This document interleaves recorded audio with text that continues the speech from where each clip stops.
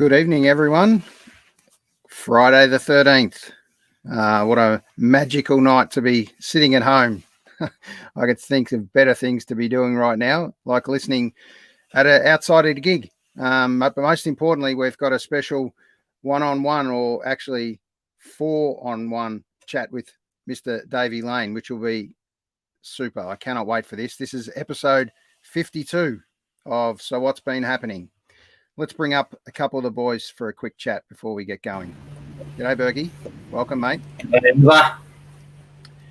This one is going to be exciting, that's for sure. We've been getting... There's been some rippers, but this one, cream of the crop, yes. So really looking forward to it.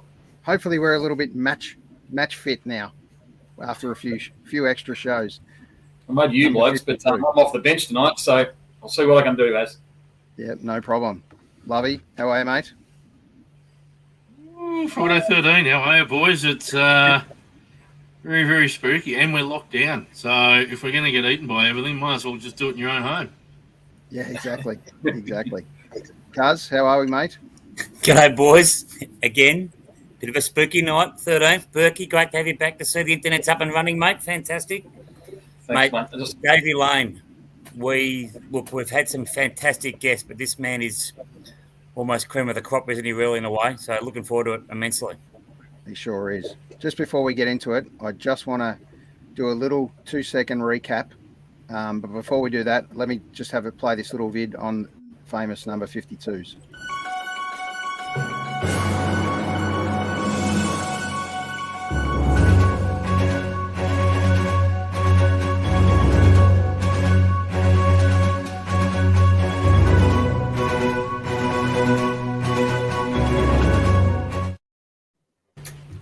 There we go. Nice. That won't happen all the time, but I thought I'd just check out. It's amazing what happens when you Google 52, let me tell you. It's a little bit scary, to be honest. You have to put the filter on. But anyway. I can't wait to get the 68 plus one then. Yeah, exactly. I just want to have a very quick recap because we've got a very interesting weekend ahead, that's for sure. Just before we bring Davey on, just a little recap on last night's hijinks. Oh, this is go. All righto, Hawks, Bulldogs. Yeah, I don't know. I just don't know. You just don't know. Aaron, I'll eat 6 pickled onions if Hawthorn get up. Come on, the Hawks. Yeah. I'll eat 6 pickled onions if Hawthorn get up. That's what I was looking for. Jesus. A little bit of a bite. Wow, that is. I want 6 pickled onions on standby for next week. That is To be delivered to East Ringwood. So, Dave, your mission will be if that match happens and we get the result that we're looking for, Dave, you got to go down, but we want the whole jar. We need the whole jar because there might even be a little bit of liquid consumed. Fuck, what have I done? I'll go you one better. If Hawthorn win by 39.5 points, the old traditional margin, right, in betting, if they win by 39.5 or more, I'll get a tattoo of a pickled onion. Oh, I could never barrack hard enough. Oh, this is good. Boys, this is going to be interesting. I've never barracked harder for the Hawks in all my life than tomorrow's game. I'm actually starting to sweat some bullets, trust me. Jody actually mentioned she might come and watch the podcast. So. There you go. Well, you're going to I think we didn't say who's doing the tattooing. Cuz, I think you might get the tattoo going for Christmas, mate. Who knows? Yeah, sounds good, mate. Sounds good. All right, boys, let's get into this. Berkey, tell us about our special guest. Well, Cuz mentioned that we've had some wonderful celebrities, and it doesn't get any better than this young man. Saw him at one of his first ever gigs with one of the bands that we love, and he's just gone into superstardom, played with everyone you can think of. So without any further ado, Mr. Davey Lane. G'day, Davey. Welcome. Mate. The celebrity's a bit of a stretch, but, you know. Honey A grade, bud. Honey A grade. I'm going to kick off proceedings, if you don't mind, Davey. Go for it. Thanks for joining us. It's a real pleasure to have you, mate. Thanks for having me. When I was a young bloke, school was pretty shitty for me, and Form 1s and 2 were just a nightmare. And I remember the only thing that got me through was my little tranny and was music. And the one of the lead singer from our band that used to play at school, he left, and they were looking for someone to fill the position.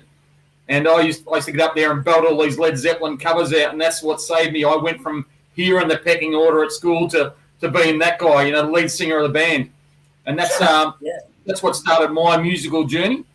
So we'd like to, if we could, start with, how did you start off your musical start, mate? Where did that come from?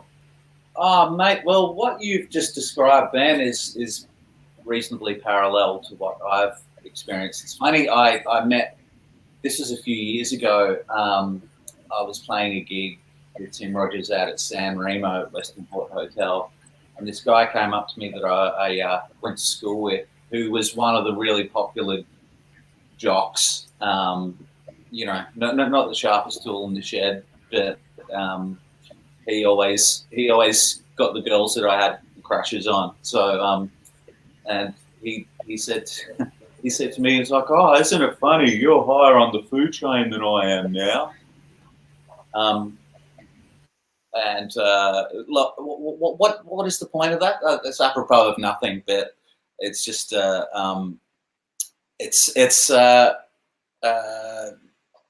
Anyway, he's just been done on drugs and firearm charges, so that's anyway, great story, well told. I think I know the bloke. Sorry, I'm just. I thought I was just coming on to bitch about things that piss me off. But, look, I was exactly the same at school. I was a really awkward, really shy, really socially inept kid, and my interests in music started really early. I was obsessed with the Beatles, and actually the Wings was the first thing that I heard. My parents had Wings in their record collection, and so I was digging through those, and it's like, oh, this sounds good. And then it was like, oh, well, the guy in Wings, he was in a band before he was in Wings as well, and they were quite good. So they, so that was my pathway into becoming obsessed with music. And I listened. I was also obsessed with The Who as well, and being a shy, awkward kid, I was just like, as soon as I heard the Who, there was something just so visceral and something so physical and expressive about it. And I was like, as soon as I heard My Generation, that was just like the eureka moment for me. I was just like, what the fuck is this? And how do you make this sound? And how can I try and do this myself? And then seeing Pete Townsend play guitar, I think it was The Kids Are Alright, the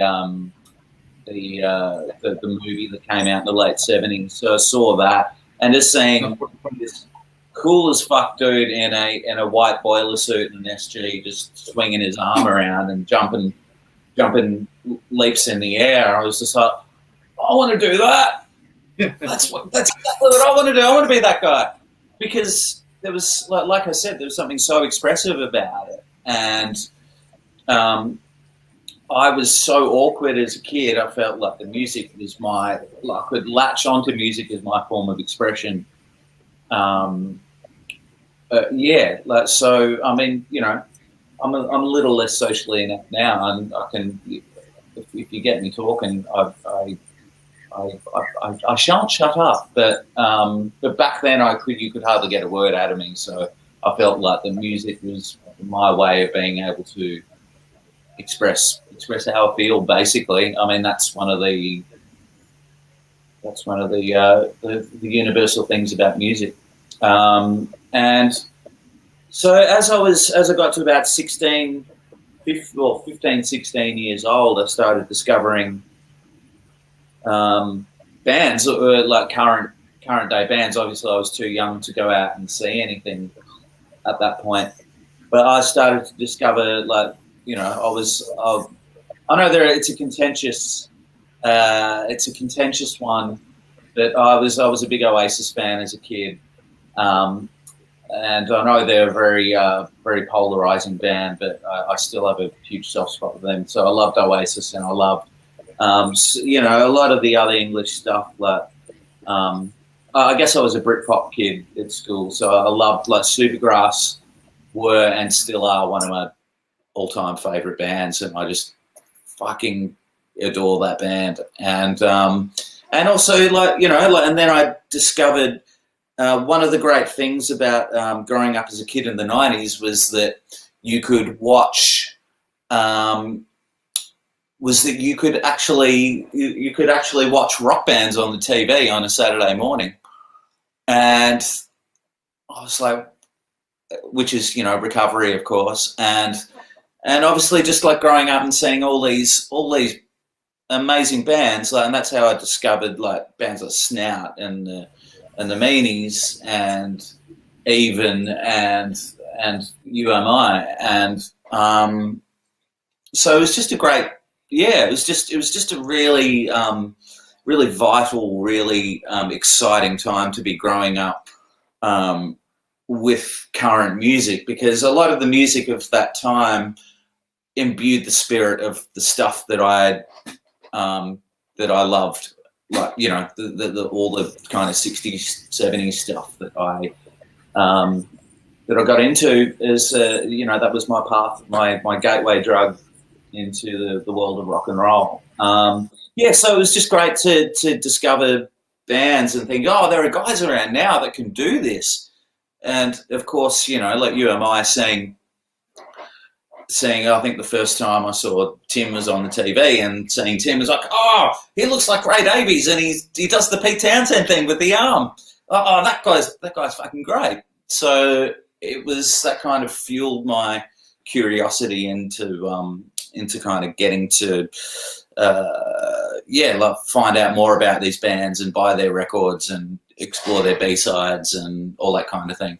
Anyway, that's a long answer to a possibly longer answer than needed, but. Well, that's what it's all about, mate. We get our guests on because we want to hear more about them, and it's you know, Berkey and I know each other, know enough about each other. I think we don't need to talk about ourselves, but for me, UMI was awesome at a time for me. Like, so I had just finished secondary school when you guys broke through in mid-90s, and you know, you had your Cruel Seas and all the other great Australian acts that were coming through. Yeah.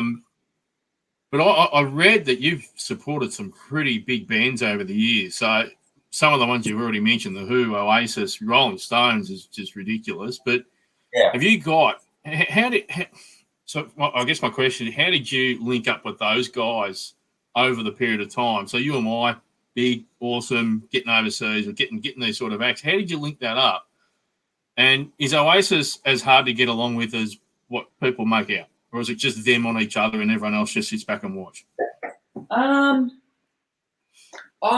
wasn't in the band at the time that UMI supported Oasis, but through playing with the band, subsequently I've had experiences hanging out with those guys, and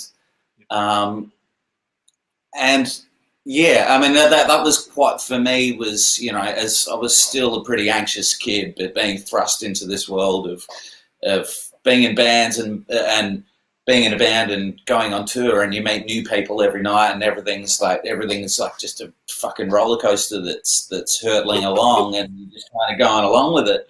And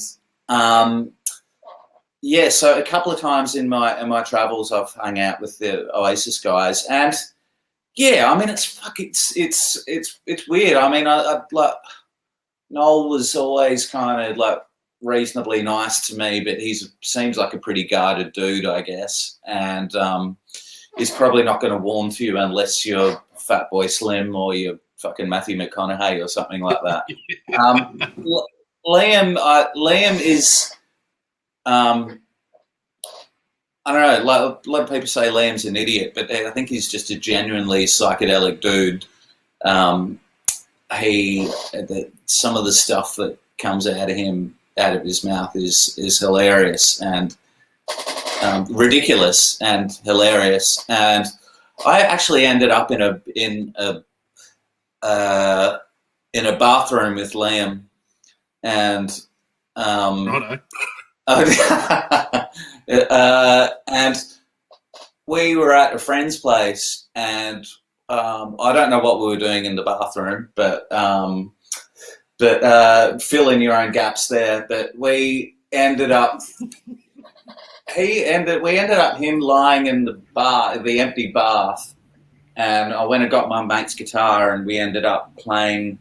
There's a song called "Born on a Different Cloud," which is off the early 2000s record called Heathen Chemistry, and I was like, I know how to play that song. And he's like, no, you fucking don't. You don't fucking know how to play that. And I'm like, I do. I'll go and get the guitar. I'll come back. And he's like, all right, I'll fucking bet you 50 quid you can't play it from start to finish. And so he's like lying in the empty bathtub, and I go and get the guitar, and I start playing it, and I start playing the first few chords, and I'm like, I was like, oh wow, this is quite a surreal moment. I said, well, if I'm going to play it, then you got to sing it. He's like, all right, fucking done. But I'll be fucking listening to you, fucking watching your fucking chords and your fucking fingers on that if you don't fucking play it right, man. So we ended up, and this was, I don't know, I shudder to think what time of the morning this would have been, but we ended up getting from the start to the finish of the song, and I was like, all right, come on, mate, where's my fucking 50 quid? And he's like, you got a fucking chord wrong in the middle. I fucking stopped. I saw you. He's used $50. No. Well, actually, having said that, though, he did buy a shitload of booze. We went to there was a 24-hour bottle shop at the Exford, and I say as I grab my glass of wine, and I went into the bottle shop. It would have been like maybe 11 or 12 at night, and it's funny, like being with. Sometimes, like you get to be in the presence of people. And then it's not only people like that, and it's only when you start people start turning around and go, oh my fucking god! It's like, oh, actually, yeah, that's right. This person is actually really fucking famous. But we went into the bottle shop, and all these people are kind of looking and go, oh, there's fucking Liam Gallagher. But Liam's like, just fucking pile it up, man. Fucking pile up the box. What do you fucking want? fucking bourbon, yeah, fucking great. Get some of that. It's fantastic. And, then trying to be, like trying to be polite, I go, all right, well, I'll chip in. Let me give you some money. And then he just turned to me and goes, do you know how much fucking money I've got? Do you know how much fucking money I've got? I was like, fair enough. I'll be happy to let you buy a whole bunch of piss for me, Liam Gallagher. So that was a pretty surreal night. But yeah, he's like that. Liam's, I think that I think it's those guys are always going to play to that thing of kind of goading each other, and maybe that's why Oasis will never reform. Maybe they will, maybe they won't. But it's entertaining anyway, that's for sure. That's a fair experience, Mike. Hey, David, we're gonna hit you up for a song soon, but yeah, I'm sure there's some shit bits out there, but just to let you know, you're living our dream lives, mate. Playing with the bands you're playing with and meeting the people you've met, it's just phenomenal. So more power to you, my friend. Well, I did want to ask, so how did the UMI thing come about? A couple of days, if you like. Yeah, right. I did want to ask, Davey, I've always wondered, how did the UMI thing come about? I was doing guitar tabs for back in the days of the late 90s. There were things called fan sites, and there was a couple of UMI ones, and I remember going on, you know, as a budding guitar player at the time. I would go on and I was like, how do I play these songs? So I looked up the guitar tabs and started following what they were doing, and I was like, actually, these are all fucking wrong. They're not they're not the right chords, and they're not the right tunings. And like, I know that Tim. I knew that Tim was a big Stones fan, and so I was like, I'm sure it sounds like in some songs he's using different tunings. So me and my hackneyed kind of knowledge of guitar at that point, I'd only been playing guitar for maybe 3 or 4 years, but I was like, he's a big Stones fan, so maybe he's figured out what Keith Richards does and kind of copies a bit of his tunings and things like that. So I got onto Keith Richards stuff, and I realized he does a bit of, you know, drop G, like he lowers the A string down a G, and then there was certain UMI songs where it's like, this makes complete sense now, and all the voicings of the chords that he did, I was like, okay, cool. And so in a way I was able to kind of approximate what he was playing, and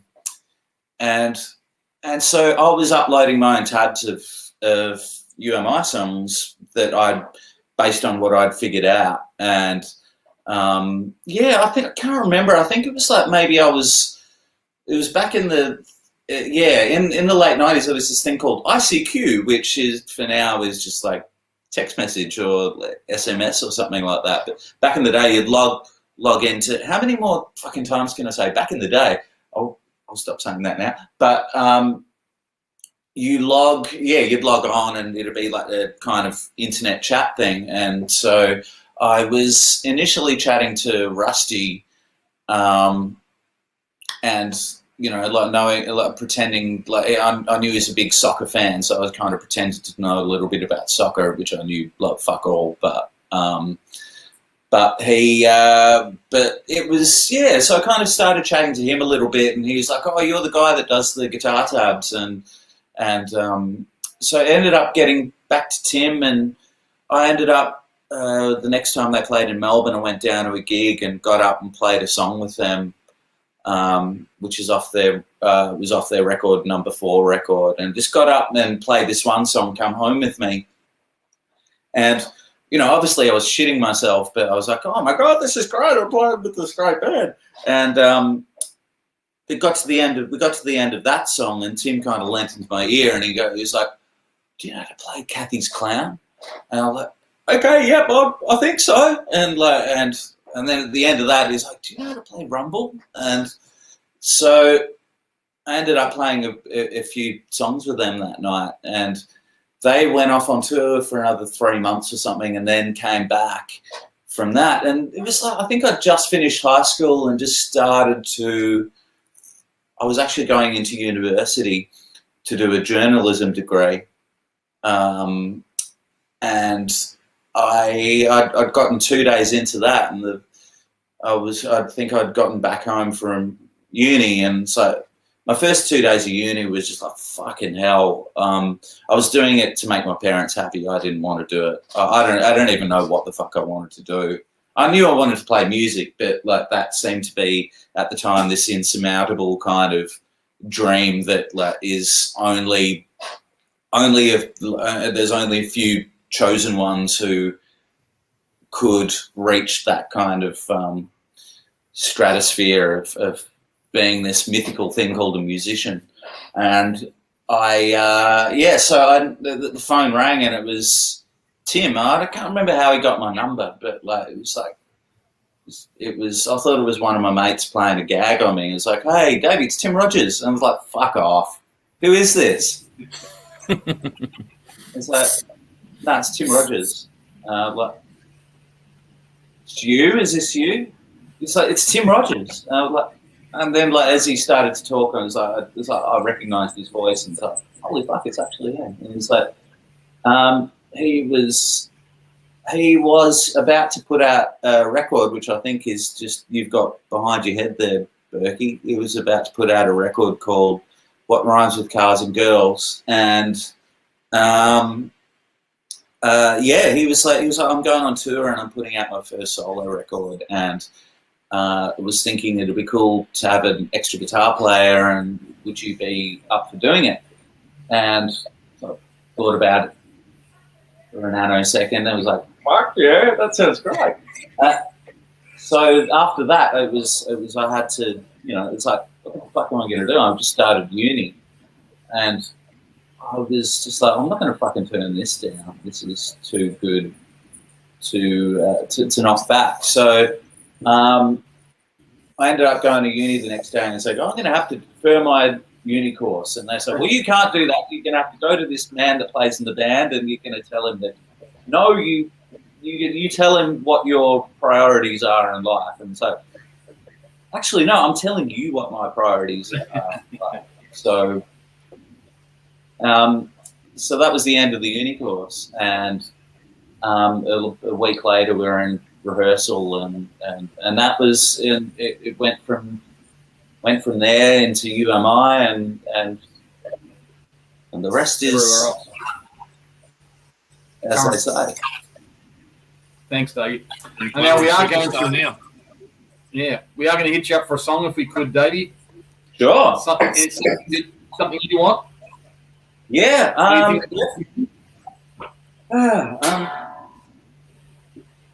going to play two at a time. I'm going to play.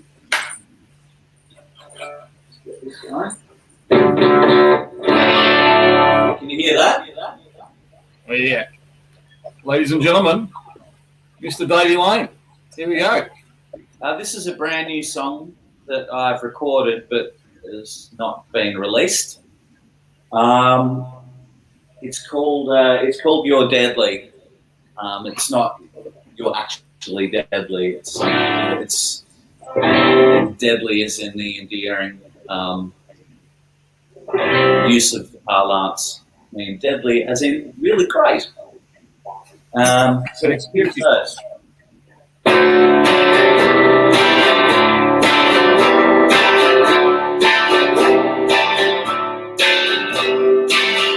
What's living if you got nothing to share? What's falling in love if you're the only one who cares? I see it in your eyes. It leaves me as no surprise. You're deadly. You're deadly, I said. You're deadly. And now you're prey.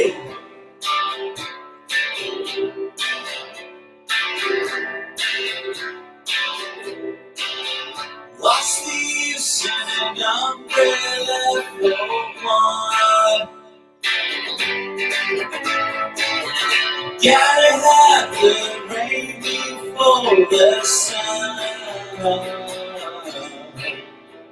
I see it in your eyes. Leaves me no surprise. You're deadly. Deadly, I say. Deadly. Now you're prey. Now we're coming across the sun at such a pace. I just like you when I look at your face.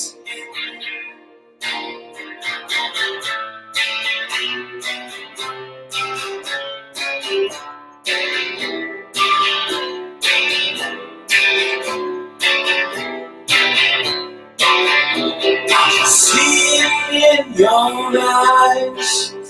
At least there's no surprise. You're deadly. You deadly, I said. You deadly. Now you're brave. Oh.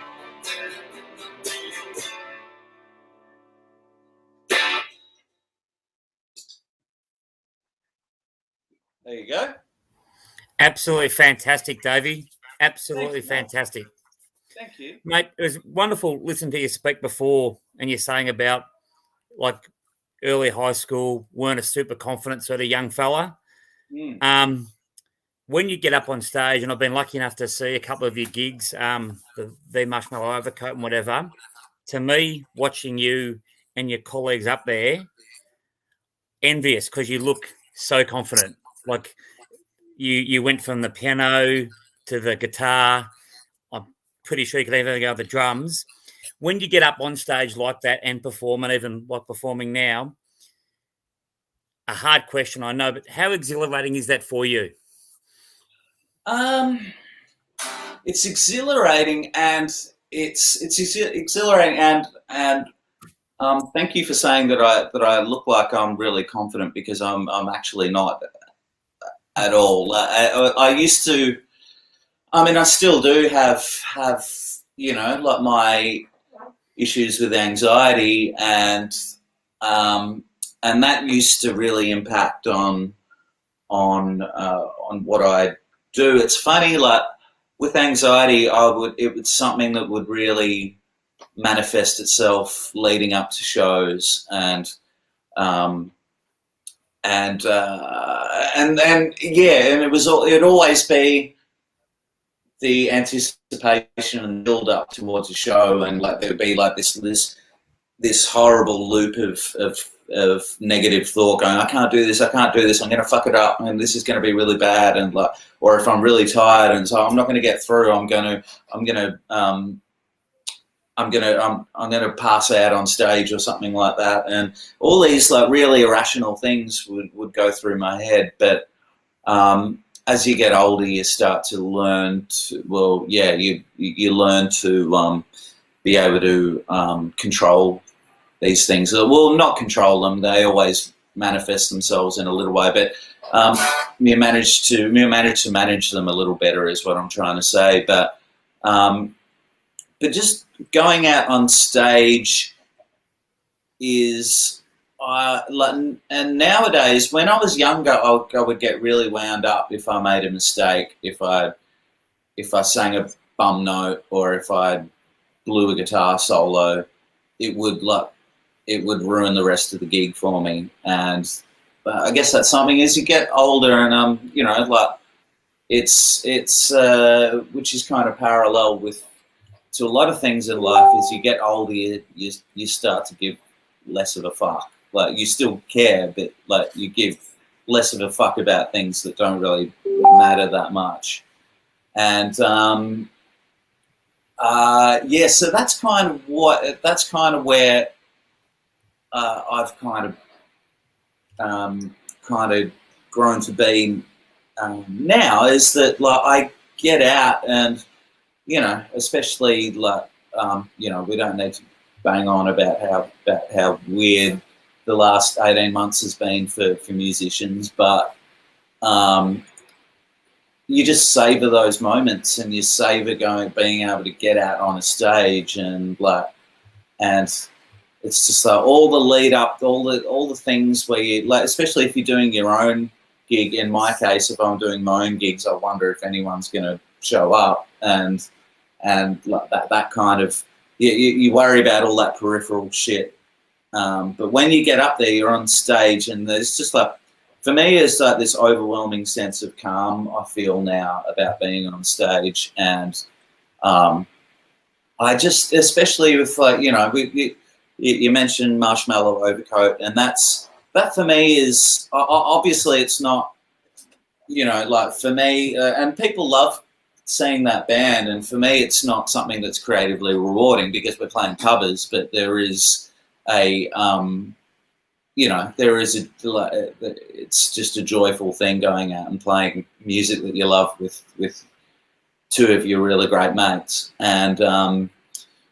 And so, like, for me, I find it so much easier to just lose myself in what we're doing, and you know, like it's just a joyful thing. And when I get enthusiastic about stuff, I start moving. And even though, like, I'm terrified of dancing, and I still won't dance to this day, but put a guitar in my hands and I'll jump all over the place. So it was more kind of it's just easier to get lost in it as you get older, I guess. Yeah, it's a great insight, Davey. I can tell you one thing, mate, is you look like you're having a hell of a time, mate, every time you get up there and play Marshmallow Overcoat gigs. So that's one thing for sure. And I can tell you the whole crowd absolutely love it. And I just want to touch on, I still say to Berkey, and this is the one Marshmallow Overcoat gig that he missed in all the time you guys have been together.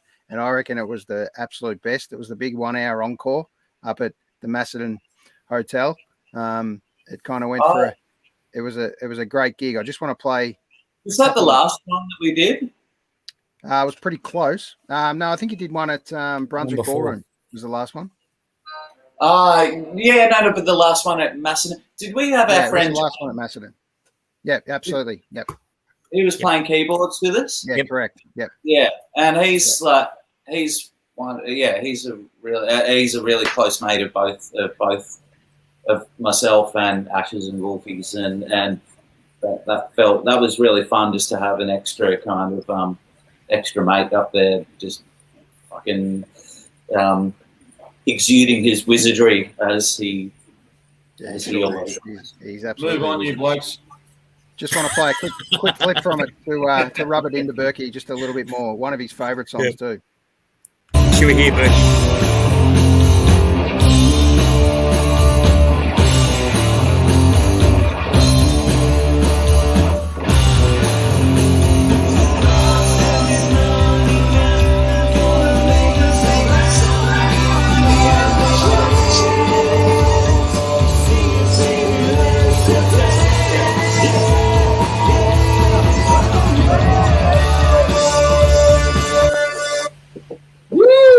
That was a great gig for sure. You got to love a one-note guitar solo. Yes, I could have ran with it. Next thing I just wanted to quickly touch on. We had a really good comment here come up from someone tuning in. It was talking about your songwriting and the ability that you seem to be able to knock out a song in a matter of days. You've been incredibly productive, I believe, and I know this may not seem like it, but I believe you've done an incredible job during this lockdown phase of the last 2 years, putting out a couple of incredible albums, mate. Yeah, and not only that, supported by some of the most incredible film clips too, mate. So I really want to just put that out to you, mate. It's an absolute tribute to you being your own solo artist, and we love you for it, mate. So just keep it up.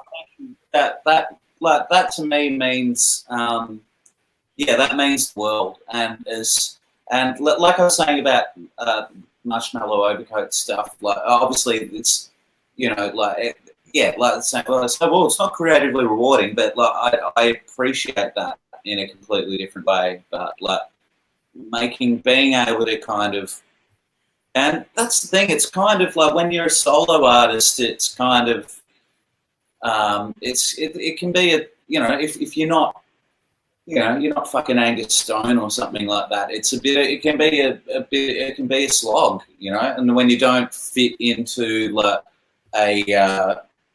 when you don't fit into a certain kind of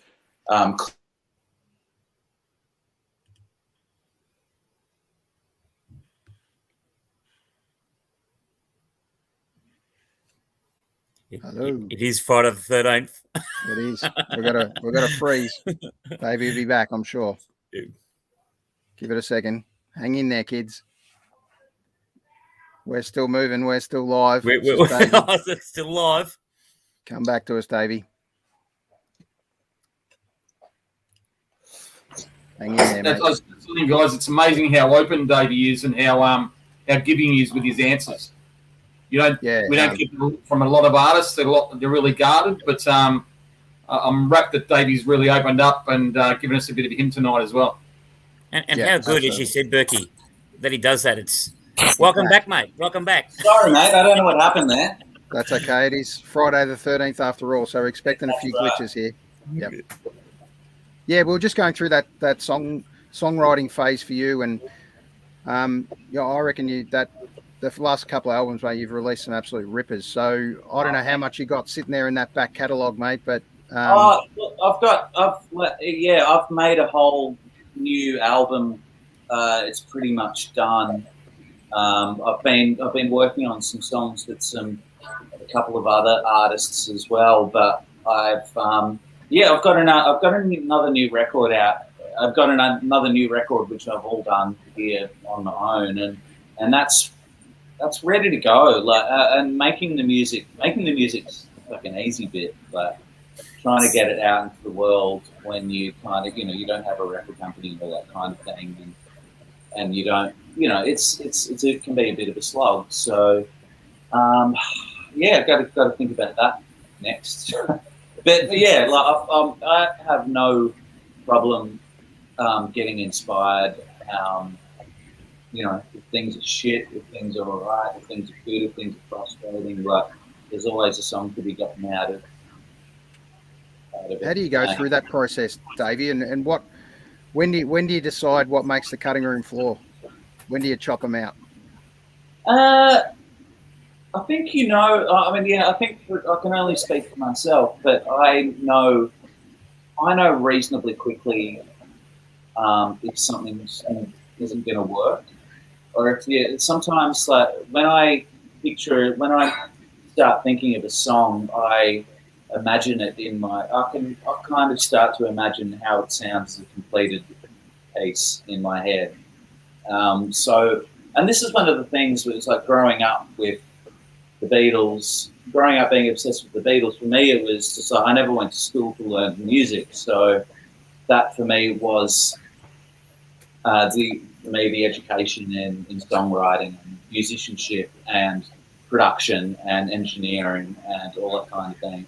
And so for me, when I think about getting an idea for a song, I think about the whole picture right from the start. And for me, luckily, I've got my space here at home that I'm able to record in, and that's been a real saving grace of the last kind of weird time, the last weird 18 months that we've had. But I think I tend to I will always record something. I was commit an idea, put it down, behind my computer here where I'm talking. I've got a drum kit there, and I'll start with a guitar idea or a drum beat and kind of build something up. But I think I know pretty quickly if something's not going to work, and but when you know it is going to work, it's like an endorphin rush that you can't really get any other way. Sounds like a perfect segue, Davey. Could we have another one of your finished products, please? Sure. Where am I?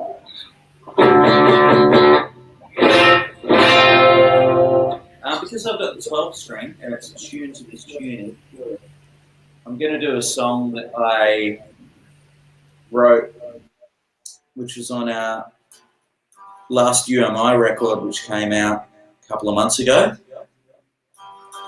Reached number 2 in the charts, thank you very much. Only pipped at the post by Australia's sweetheart, Delta Goodrum. Delta Strain, yeah. That's it. Yeah. It's a ripping album too, Davey. Well done, mate. Oh, cheers, thank you. And that was, most of that. Obviously, last year, we weren't able to get together to record, so we ended up recording. Andy and Rusty live up in Sydney, and they did their stuff up there. And Tim and I did all of our stuff here in this room. So another reason I'm extremely grateful to have our own space, because it just meant that we could do it ourselves. And yeah. Anyway, this is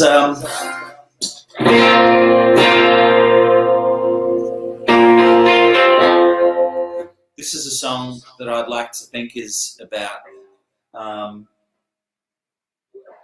using. It kind of came around. We didn't write any songs on this record about lockdown. There's no reference to lockdown or COVIDs or anything like that. But this was a song about being kind of at home past curfew time, and just using your imagination to kind of try and transport yourself to anywhere in the world that you might like to be. And so this is about that. The fact I had some of my friends' weed chocolate at the time had nothing to do with it, but this is called I'm My Whole World Tonight.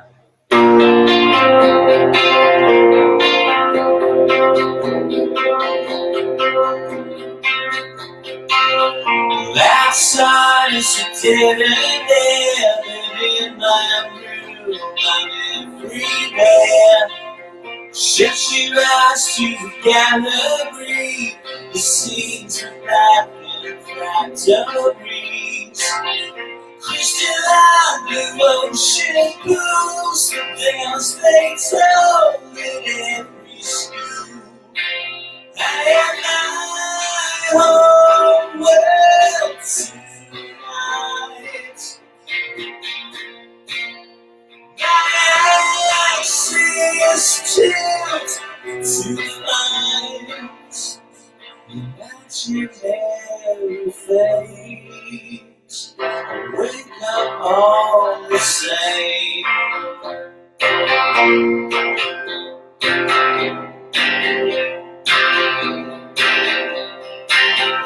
There's a death if I can't sleep.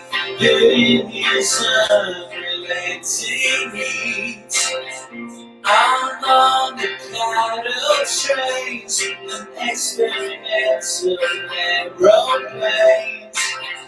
Latitude, longitude, then in 3042. I am my whole world tonight. My axis tilts to find imaginary fate. I wonder all the same. Life's a bit too sinking sand. Time trips pass right through my hands. Oh.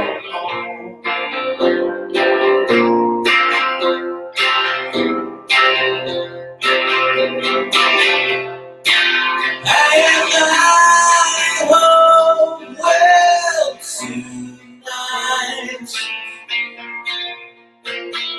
My axis tilts to find the imaginary fate. Wake up all the same. Tomorrow's just today.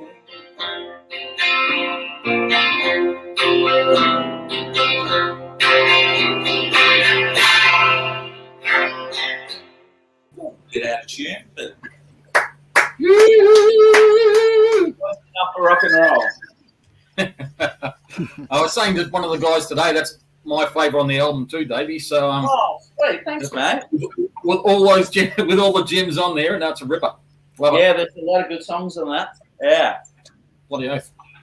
Hey, Davey, I reckon we're going to have to get you on 3 or 4 times because there's so much stuff we've got to try and cover. And Yeah, we've only got another 10 minutes, another 10 minutes or so. So, seeing as we're doing nothing else, so you have to get back on, mate. Absolutely.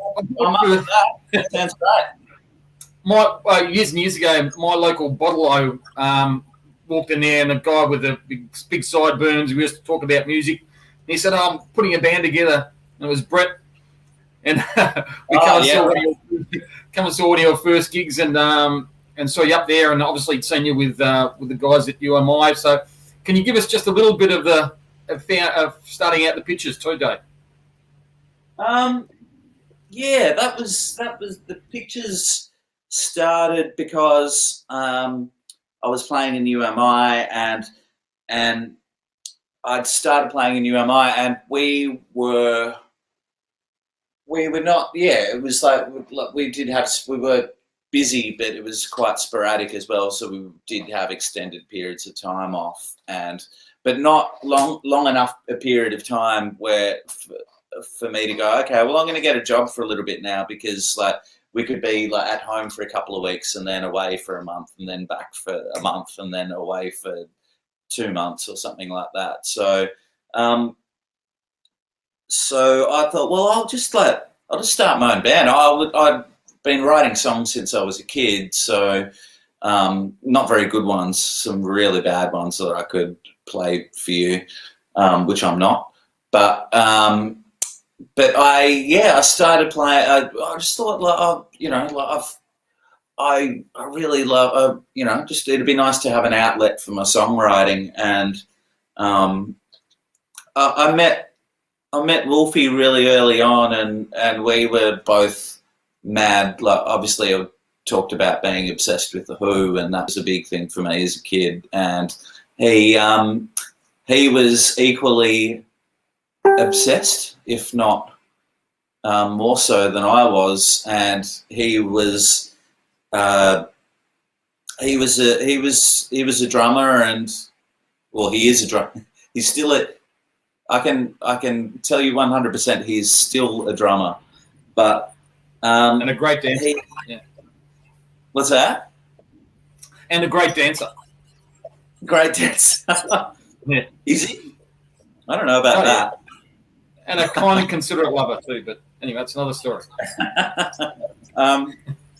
So we just thought, well, we have common interests, and he was a complete Fruit Loop, which appealed to my sensibilities, and because I consider myself somewhat of a Fruit Loop also. So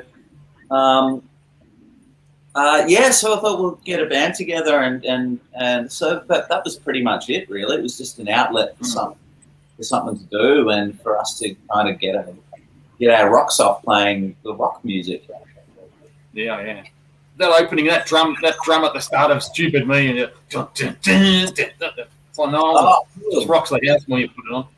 Yeah, no, I'm kind of like, it's when that band finished, I was like, I don't even want to listen to anything that I like, because I was just like, obviously everyone grows as a writer, but you got to start somewhere. So it's funny, like I've kind of, in the last couple of years, we've been doing a couple of one-off picture shows here and there, and it's like, you really enjoy it for the visceral kind of love of getting out there and playing it. And it's like, and I kind of separate my older self from my younger self, and not get so, that song's shit, like those lyrics are terrible. And as you get older, like I said, as you get older, you start to get less of a fuck about things that don't really matter. So for me, it was just a matter of, for now, and now when we play pictures gigs, I fucking love it, because it's enjoyable. We all get along better than we did back in the. I promised myself I wasn't going to say back in the day again, but we all get along better than we did back then, and we all. It's just like, well, I was a 20-year-old, 19-year-old kid writing most of those songs, and it shows. I can see that it shows, but I get a kick out of playing them too. One more from me, Davey. I'm going to drag you forward a little bit. I remember seeing it. You did your own show at the Midnight Special in Sydney one night, and you were supporting one of my faves, the great Todd Rundgren. So I think that was on one of his first tours, and it was an amazing show. Your solo show at the Midnight Special was a ripper. There was only 20 or 30 people there. It was cool. Pardon? Todd wasn't playing at the Midnight Special. I was. No, that was just you. That was just your solo show. Yeah. Did he play it? Was that at the Bridge Hotel in Roselle or something like that? That's it. Yeah, exactly right. Yeah, that next night. You supported that gig at the Bridge Hotel, and I remember going on stage, and there were people who, like, I don't think they'd been to a fucking gig in 30 years or something, and they were like, "What are you doing? Where's Todd?" And I was like, "I'm the support act." They're like, "We don't want to hear you. We want to hear Todd." And it's like, well, don't know if you've been to a gig recently, but there's kind of a tradition that's been around since gigs have been happening that there's a support act that comes out and plays beforehand, and then you get Todd. But no, you want a lot of friends, Davey. I remember it was really loud at the start. The first few songs are really loud. Yeah. And then by the end of your set, everyone was really into it. So yeah, I'm sure you've got some listeners along that night. So I enjoy. I see gigs like that as a bit of a challenge, because it's like, what can I do to try and endear yourself to people who don't particularly want to hear you? Like, you kind of like you either end up, like being self-deprecating and making a goof of yourself, or something that I always used to love to do was like before I'd launch into one of my songs, I'd if the crowd's interest was waning, I'd go, "Oh, this is a song. It's not one that you might know off one of the famous albums, but this is a Pink Floyd song, or this is a song by this is a David Bowie song that you probably haven't heard, but you might know it." And you can almost see, like, whereas no one gave a fuck for the song previous, but because you prefaced it by saying that it was a lost, Pink Floyd or lost Beach Boys song, so people go, "Oh, I think I've heard this one before." So that was one of those kind of things. And then you were lucky. You and Brett were lucky enough to jump onto the be a part of the band of Todd's band when he came and toured Australia. Yeah. That amazing for us. Oh man, it was. Yeah, Todd was and is one of my all-time musical heroes, and it was a buzz, and it just was great that that we got along really well, and he was a fucking really lovely guy who didn't mind having a drink and having a yarn, and and we've kept in touch since, and worked on a couple of songs together, one of which came out in my record last year, and another one which is coming out on his record later this year, I think.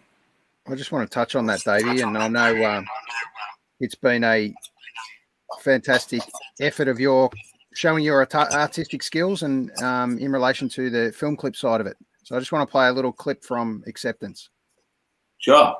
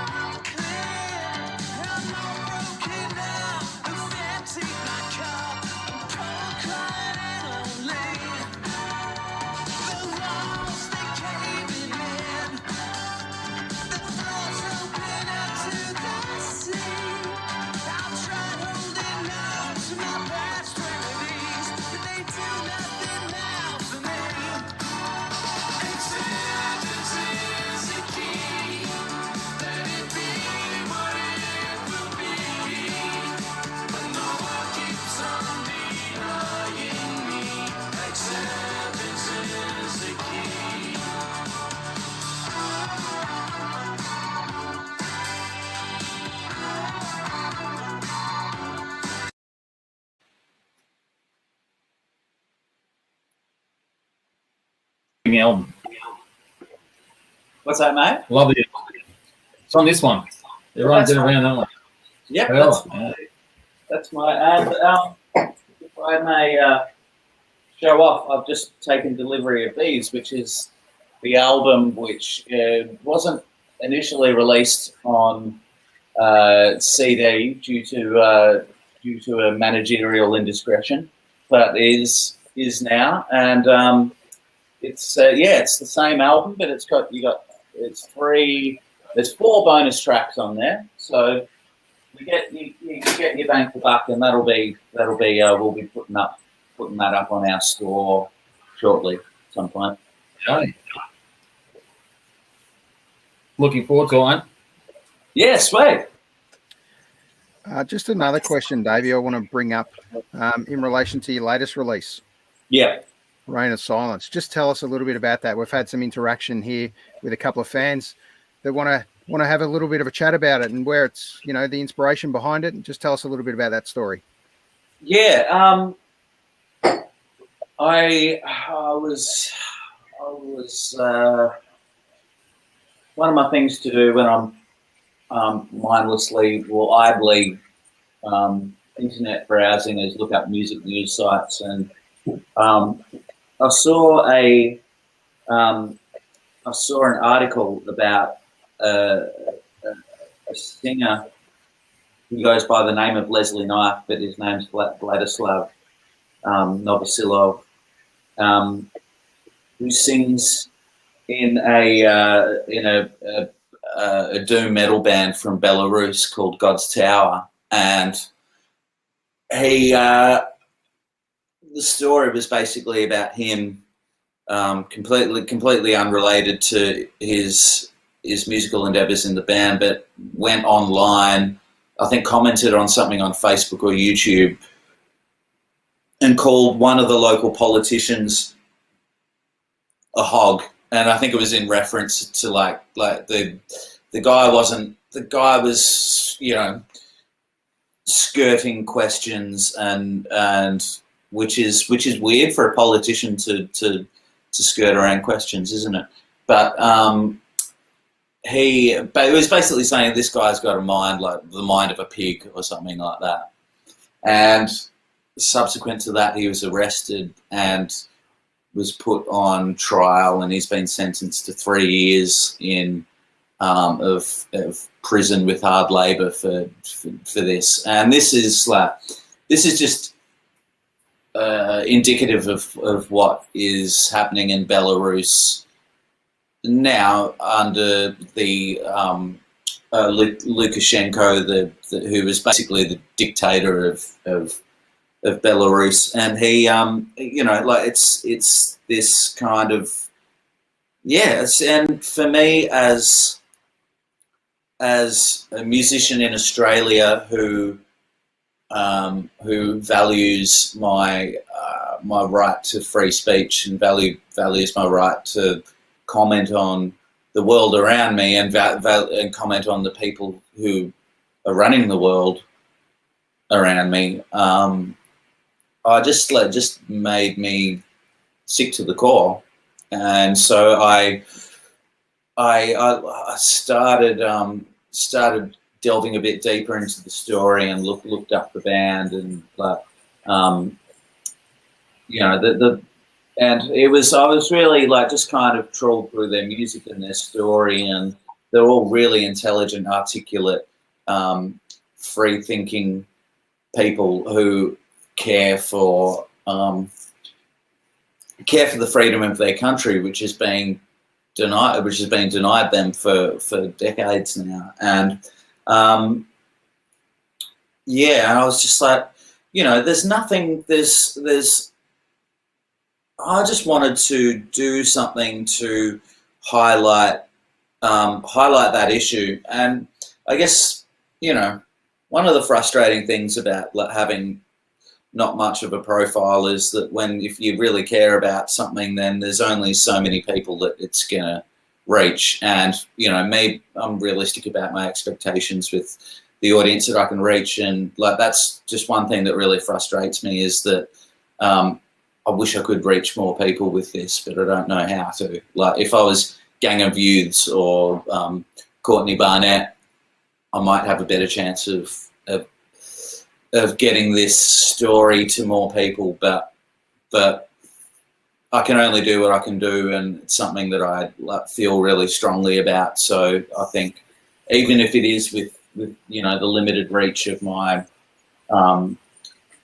my profile, you know, every little bit counts, you know, like and Look out to you, man. Good job. if someone's saying something, then like hopefully, you know, who knows, maybe that means like if I do something, maybe someone who's got a bit more kind of profile and a bit more kind of push behind them might hear about it and might feel compelled to do something themselves. But yeah, it's just something, and like, you know, I really enjoyed delving into their music. And like, you know, I know when you think, like a lot of people that reacted when I said, oh, I'm putting out a cover of an 11-minute doom metal song, people go, what the fuck? But that's, you know, when you think of, you know, it's fair enough when you think of me, you don't, my name is not synonymous with doom metal, but I mean, I do really I have a love for that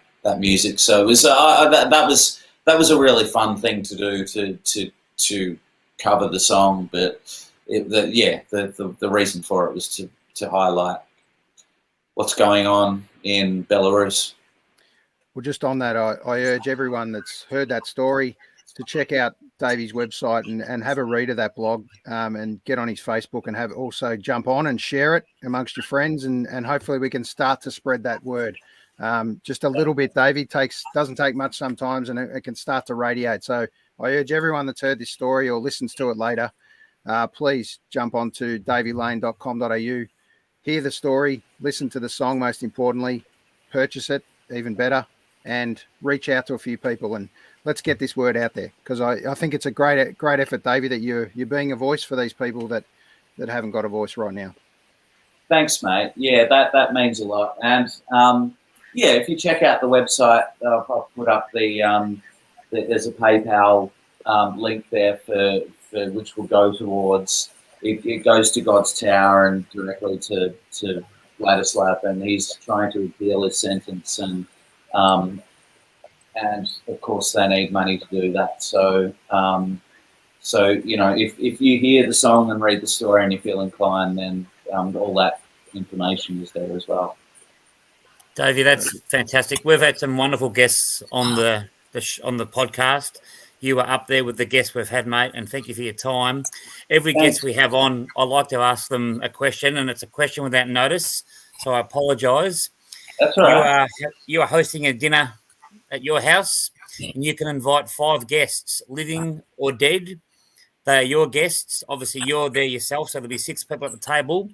Love to hear who your 5 guests would be. Oh, fucking hell. Larry David. Right.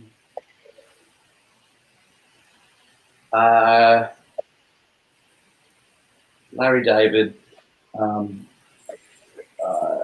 So Isaac Newton. Brian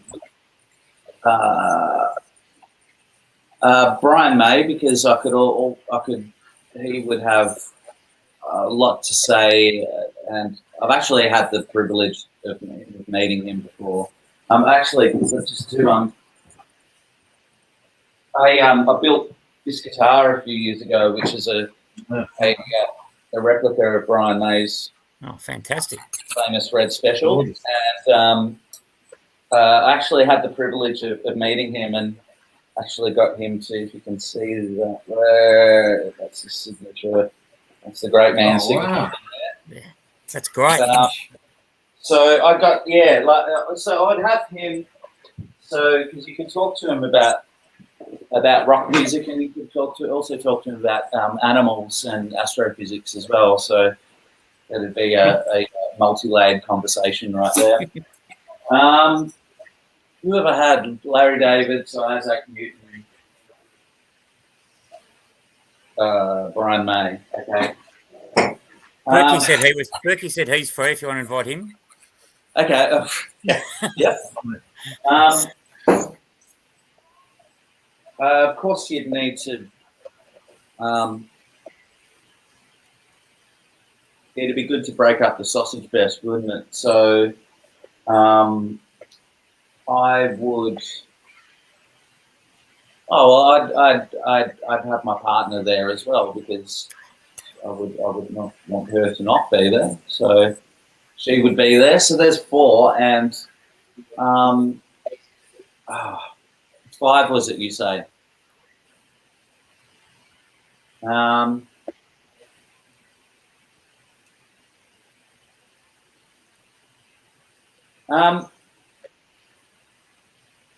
don't know. These are those awkward silences we love so much, David. What's that? What's that? These awkward silences that we love so much. Yeah, exactly. Yeah. Oh, jeez. Yeah. Maybe Dave's come up with Paul McCartney. That's yeah. No, I've already met him. He can fuck off. Maybe Bonnie Raitt or someone like that. She'd probably have some pretty good stories. Oh, fantastic. Or yeah, Bonnie Raitt or Judy Sill. Joni Mitchell would probably have some pretty good stories as well. But she, yeah. So anyway, there's 7, and Bring your own chair. Yeah, right. Jordan Shanks, the comedian who goes under the name Friendly Geordie, so I reckon is a fucking genius and really funny, and is being sued by the fucking dodgy Deputy Premier of New South Wales at the moment for slandering, for basically just taking the piss out of him. Yeah, I'd invite him because he would have some good insight into anything that he would be able to add to whatever Bonnie Raitt, Judy Sill, Joni Mitchell, Annalisa, Brian May, so Isaac Newton, and Larry David might have to say. So I've given you 8. Nah, happy to have 8. I apologise at one stage when you were giving your answer. I may have gasped in a little bit of shock because we're so rapt to have you on, and we've had amazing guests, as I said. We've got to episode 52, and hand on heart, you're our first guest to actually invite their partner to dinner. So make sure you pass it on to your partner. I've got some brownie points for yeah. Thank you. Definitely. I'll be Pretty special. That's a good one to get. Hey, Davey, if we can, we've gone way over time, man. But wonder if we could get one more song out of you. Would that be stretching the friendship too much? Yeah, sure thing. Was there something that you wanted to hear, or was? I know we were going to leave it to you, mate. To be honest. Okay. Something that grabs you. Actually, Aaron, was there something that you mentioned earlier that you might have liked to have heard? Was it "This Is Hell"? It sure was, mate. But don't feel obligated to do it tonight. What we're going to do is I can guarantee you. You wanted it, you got it. By mass appeal, we're going to have you back, mate. And we've got so much to talk about. So we're giving you an open invite, mate. That we're going to get you through this lockdown, and we're going to hang out together, and we're going to do this again very, very soon, mate. So we've got so much to cover. Yeah. You're an eclectic man with incredible talent, mate. So we look forward to the next chat. Thanks so much, Aaron. And yeah, thanks, Berkey and Cuz. Really appreciate your time. The pleasure's all ours, mate. I'm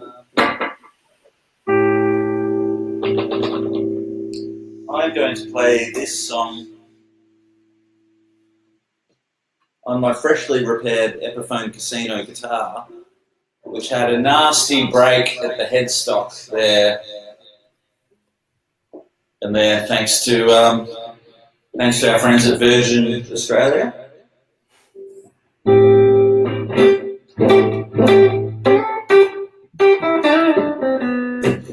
like to dedicate this song to Gorilla Glue for getting this getting Miguel back together for me. This is how.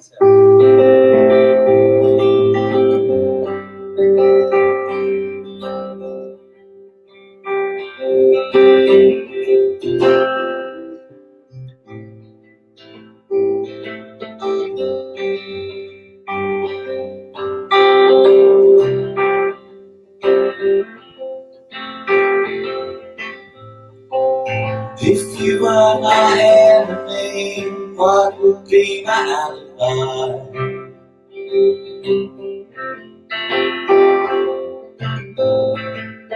When I called you late at night, cold and sweat terrified.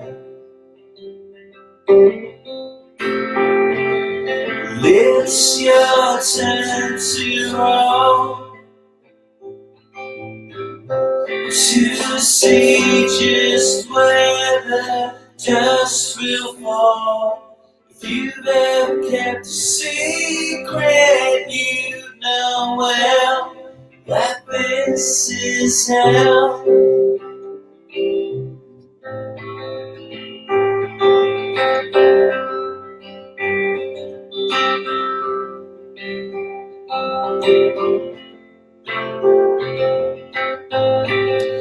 Feel the regret on your breath, see it climbing up your skin.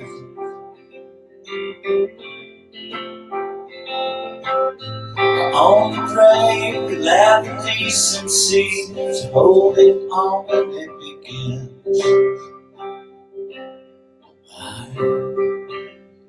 It's your turn to roll,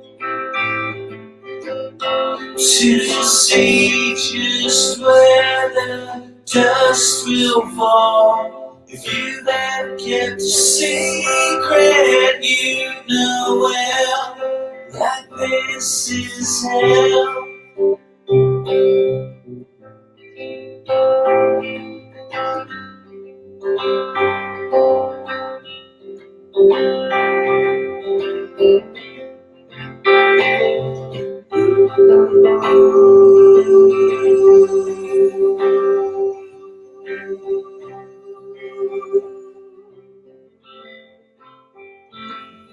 It's your turn to roll, to see just where the dust will fall. If you ever kept a secret, you know well that this is hell. That this is hell. This is hell.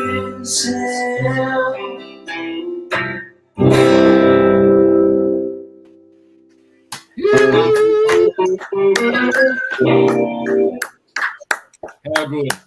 How good, ladies and Fantastic, gents. Davey. Phenomenal, Thanks, mate. Fantastic. I'll let you wrap it up, As.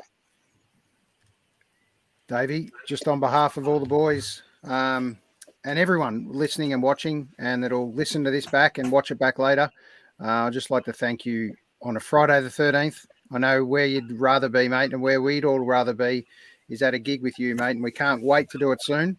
But in the meantime, we're going to invite you back during this lockdown period because I know you've been a busy boy, but we're going to keep in touch and we're going to keep all these fans interested in. Maybe you can give us another little sneak peek like you did tonight, mate. We really look forward to that. Love to, mate. Love to. And yeah, thanks so much for your time. And it's been a treat to have a chat. And yeah, like, you know, we could go on all freaking night if we wanted to. We sure could, mate. And we really appreciate how open you've been with us as well, mate. Yeah. Thanks so much. Rewarding, Dave. Thanks very much, mate. Really good. Cheers. Thanks so much, guys.